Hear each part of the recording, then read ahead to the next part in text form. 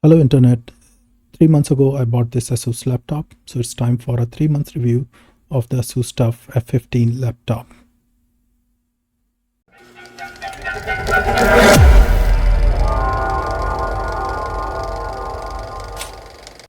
So here's a quick specs. I paid $762 for it, and the very next week it was available for $699, which is not a good thing because I was expecting the price to stand for a few days.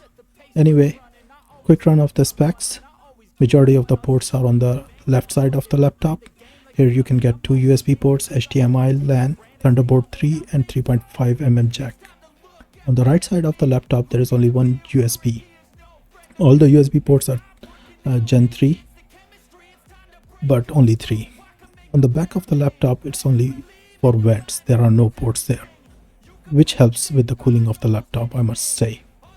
In terms of temperature, I'm very satisfied, but I have not used the laptop for the extended duration. As the name suggests, the laptop is quite sturdy.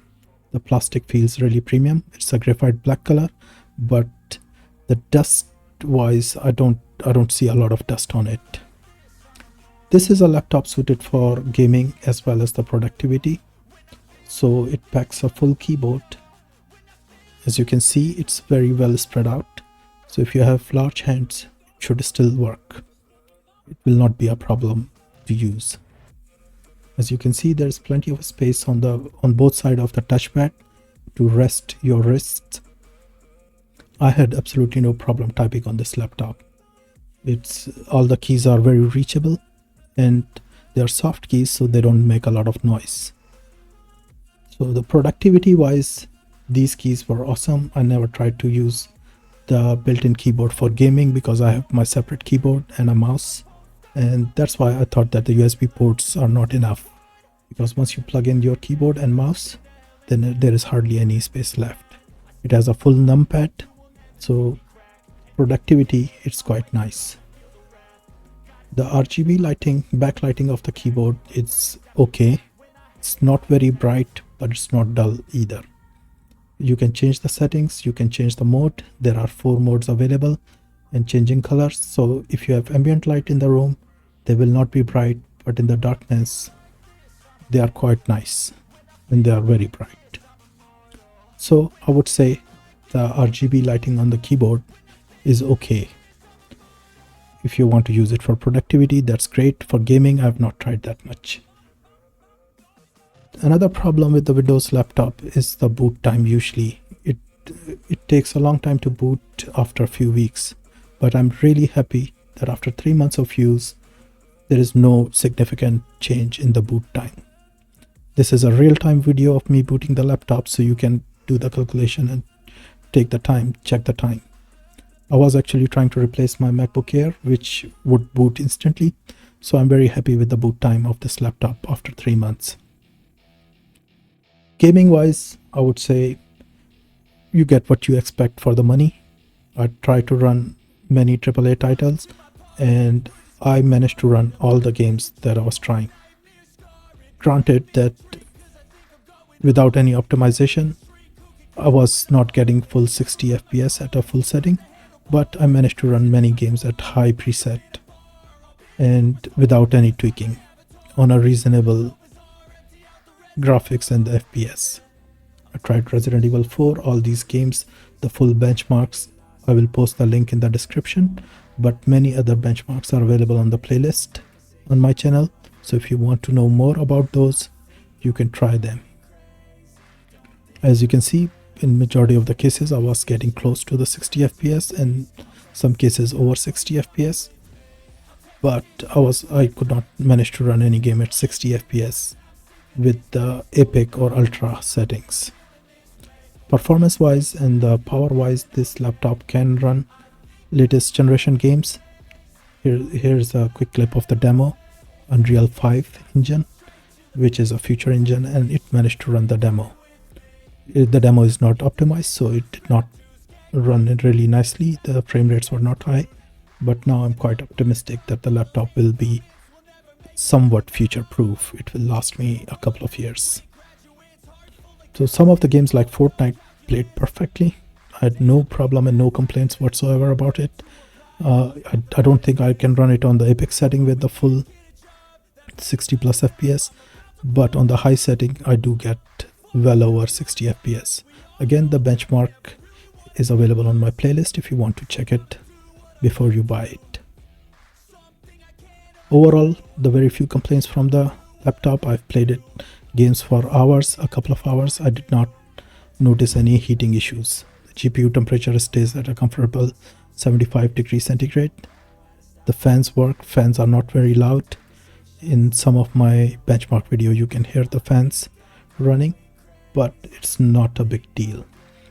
However, in the battery mode I've not run many games, because whenever it is unplugged from the power, the Windows puts the laptop into the battery saving mode, and in the battery saving mode you can't really get much performance out of the laptop. So on the battery saving, maybe you will get a couple of hours of battery life, since it's a 45 watt hour battery.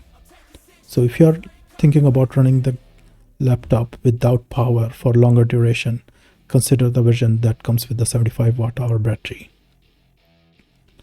Other than that, when plugged in, I've faced no problems with the battery. I did try the battery life without the gaming, and it lasts a little over 4 hours. So as you can see, Hogwarts Legacy is a new game. It runs perfectly right out of the box with the presets and without any tweaking. I play mostly Roblox games. There are many benchmarks in the playlist. You can check them, and they work perfectly fine at 60 plus FPS, smooth ups on maximum graphics. But granted, they are not very graphic intense games. I've tried quite a few, but almost got super good results as far as the Roblox games goes. So some problems in the laptop. Out of the box, it comes with 8 GB RAM and 512 GB SSD. Both of them are not enough for the time this laptop is available. Well, I mean, AAA titles, they are well over 100 GB. So if you have just one hard drive and you're running operating system from it, you will probably not have enough space to store more than one games. And the same goes for RAM. So before we go into the cons, some pros that I noticed, I mean, the things that I like: it's a good screen, it's very bright, and it can run all the AAA games. Build quality wise, I'm very satisfied. Keyboard, I'm very satisfied. And when you consider the value for this price range, $699, I think it's one of the best laptops available at the moment when I bought it. Maybe some other laptop will be available soon. And the quality is that it's upgradable easily, and that is one of the cons. I think Asus know about it. So RAM and storage, you will have to add more almost immediately. I've made a video on how to add RAM. The link will be in the description. And yeah, no ray tracing settings rarely worked, and high settings also I struggled. USB ports were not enough, and for the same price you can pretty much get 3050 now, RTX 3050. So the thing that I will do differently now is that if I have to buy a laptop, I will go to Newegg, apply all the filters, and make sure I buy the best laptop that is in my price range. Some MCI laptops and Lenovo are available in the same price range. I'm not sure about the build quality of those laptops or the performance of those laptops, but please check out the reviews and the videos, similar videos for those laptops if you're considering. So that's it, folks. That's my review. I'm very happy with the purchase. I hope you liked the video. If you did, please subscribe to my channel.